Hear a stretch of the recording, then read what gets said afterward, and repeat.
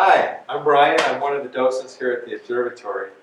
One of my favorite things that I learned about here is the 8 posts that form the main structure of the building and the history behind the posts, and that's what I'd like to share with you.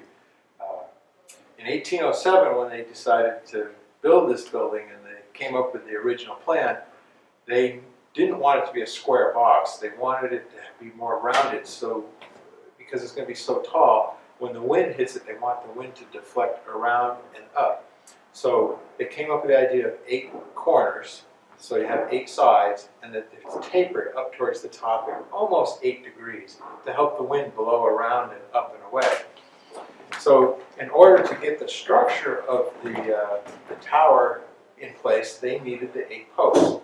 And they had designed the posts to be 65 feet tall.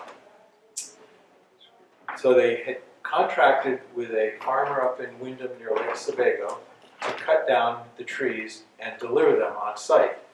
So for $12 a piece, this guy cut down the white pine trees near Lake Sebago, floated them down the Presumpscot River, out towards Martin's Point, across a bit of Casco Bay here by the east end, up into the Fore River, and they landed them down at the base of what is now Hancock Street. And back in 1807, there was a hard sand beach at that location. They had the timbers, they called them sticks. At high tide, they attached wheels underneath them. And when the tide went out, the wheels then rested down on hard-packed sand, and oxen pulled them up Hancock Street up here to Congress Street.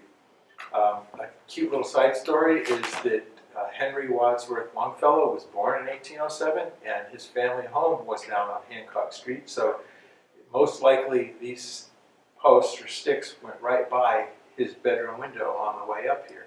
And later in life, when he's writing poetry, he talks about Portland.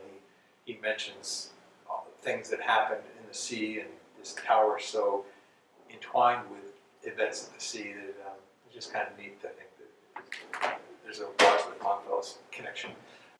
I talked to a Maine State Forest Service ranger about these posts, and he had said that for a white pine tree to be tall enough to get a 65-foot post out of it, and what I didn't mention is the base of these posts are 14 inches by 14, and it's tapered up to the very top at 65 feet. Up at the top they are 10 inches by 10 inches. He said in order to get a 65-foot tree and have a 10-inch by 10-inch section at the top of the post, the tree had to be much taller than 65 feet. And he estimated it may have to be twice that height, so it could be 120, 130 feet tall when they first cut it down.